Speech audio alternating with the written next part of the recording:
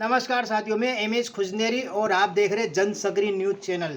दोस्तों, सबसे पहले तो पूरे देश को और विश्व को और समस्त नागरिकों को विधानसभा क्षेत्र क्रमांक 5 इंदौर को दशहरे पर्व की जनसगरी न्यूज़ चैनल परिवार की ओर से हार्दिक शुभकामनाएं, बधाई। सर, आपको भी हार्दिक शुभकामनाएं। और जनसगरी न्यूज़ चैनल की ओर से जो है हम जितने भी प्रत्याशी जो जन सेवक के रूप में आने वाले समय में जनता के द्वारा चुनकर जाएंगे, तो उनको हम जो है जीत की हार्दिक शुभकामनाएं, बधाई दे रहे हैं। तो आज आपको भी जनसगरी न्यूज़ परिवार की ओर से जीत की हार्दिक शुभकामनाएं सर। सर, आज आप 38, 39 इस तरीके से जो है जनसंपर्क पर आए हैं और जनता से आपकी कई सारी बातें हुई होगी, तो उनके सामने कई सारी समस्याएं होती हैं। तो सर, आप उनको किस तरीके से जो है सोल्व करेंगे सर? सबसे पहले तो आज हमने 40 और 38 दो वार्डों का दौरा किया है जनसंपर्क के रूप में, और उसमें ख़ास तौर से जो बात है कि वर्तमान में जो सरकार है 20 साल से, उसके खिलाफ महंगाई का बहुत बड़ा मुद्दा है जो पब्लिक के बीच। बिजली का बिल आ रहा है, लोगों के छोटे छोटे काम नहीं हो रहे, छोटे छोटी समस्याओं को लेकर परेशान है, बेरोजगारी है। इन सब मुद्दों को लेकर हम जनता की अदालत में जा रहे हैं और हमारी पार्टी का घोषणा पत्र जारी हो गया। अब हम वार्ड वाइज घोषणा पत्र सभी वरिष्ठ नेताओं के साथ बैठकर ब्लॉक वाइज या वार्ड वाइज भी हम विधानसभा का भी घोषणा पत्र जारी करेंगे, जिससे कि लोगों की जो समस्या मूलभूत है उसको हम इम्प्लीमेंट कर सर, जिस जगह पर आप खड़े हुए हैं, इस वार्ड के अंदर एक बड़ी तादाद में जो है आपका वोट बैंक है और यहाँ की मूलभूत सुविधाओं को लेकर, शिक्षा, स्वास्थ्य और रोजगार को लेकर है। यानी कि इस क्षेत्र से निकलकर बाहर लोगों को निजी स्तर पर इलाज कराना होता है, तो स्वास्थ्य से संबंधित एक बड़ी अस्पताल की यहाँ पर मांग है और महाविद्यालय की यहाँ पर मांग है। आपके जो प्रतिनिधि हैं अन्नू पटेल साहब भी इस बात से अच्छी तरह से वाकिफ़ है, जनता इनसे रूबरू होती है।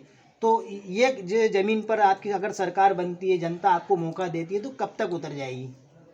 जनता अगर हमको मौका देगी तो सबसे पहला अगर डिसीजन, पिछली बार भी हमको, चूँकि जनता ने तो पूरा समर्थन दिया था, 1100 दे गए थे, लेकिन मध्य प्रदेश की कांग्रेस की सरकार बनी थी, तो सबसे पहला डिसीजन ही यहाँ पर हॉस्पिटल का हुआ था, 100 बेड का, और उसको हम पूरा करेंगे। और जैसे ही ये पहला कैबिनेट डिसीजन होगा या पहला निर्णय होगा, तो सबसे पहला स्वास्थ्य सेवा का। सर, महाविद्यालय जिस तरह की बड़ी मांग है, महाविद्यालय का भी मैं ये उसका भी जिक्र इसलिए करूँगा कि हमारे यहाँ जो कार्यक्रम था शायद दरगाह पर उर्स का, उसमें उच्च शिक्षा मंत्री तत्कालीन जीतू पटवारी थे, उनसे हमने निवेदन किया था, तो उन्होंने वहाँ पर वादा किया था, क्योंकि कुछ ही दिन बाद सरकार गिरने के कारण इन दोनों बात को जो पेंडिंग, हम तो क्लियर कर चुके थे, पेंडिंग है, उसको हम पूरा करेंगे। सर, जिन लोगों को टिकट की में जो ये उम्मीदें थी, क्योंकि व्यक्ति ये थे, पार्टी समंदर है, तो जो डैमेज कंट्रोल की स्थितियां सामने दोनों ही पार्टी में दिखाई दे रही थी। मैं कांग्रेस पार्टी की बात करूंगा,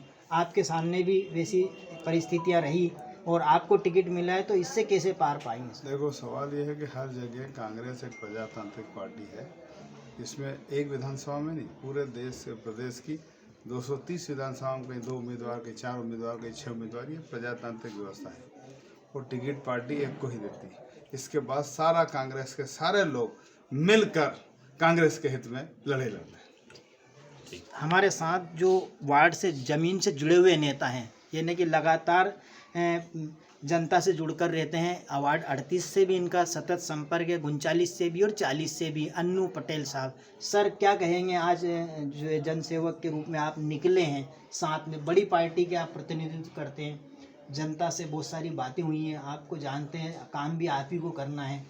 जी सर। हमारे आज 40 वार्ड और 38 का दौरा था। क्षेत्र में बहुत समस्या, विधायक जी ने कुछ नहीं किया।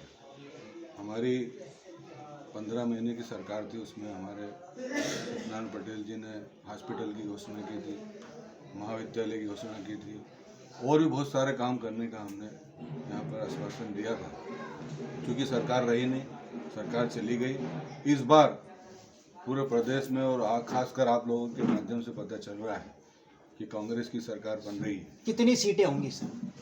130 से 35 के। सर, खजराना से बड़ा क्षेत्र कांग्रेस का वोट बैंक है, तो दूसरी तरफ भारतीय जनता पार्टी भी जो है, जो भाटिया जी जो विधायक है वर्तमान में प्रत्याशी है, पत्थर में से फूल उगाने की कोशिश कर रहे हैं, काफ़ी वर्चस्व उनका यहाँ पर है, उससे आप कैसे पार पाएंगे? ऐसा है, हमने हडिया जी के 4 चुनाव देखे हैं और सबसे अच्छा चुनाव सत्यनारायण पटेल लड़े थे पिछली बार 18 में। कितनी लीड होगी सर? बड़ी अपेक्षा है बहुत सत्यनारायण कम जी को वोट आपसे। से सत्तू भैया हारे थे, 1100 वोट से। इस बार कम से कम 20 से 25 हज़ार वोट से हम जीतेंगे। और आप जो बोल रहे हो कि खजराने में इनका विकास कार्य रहता है, तो पिछले चुनाव में उनके खुद के जो व्यक्ति रहते हैं उनके घर के वोट नहीं मिले थे, वो इस बार भी यही होगा। सत्तू भैया, सत्तू भैया।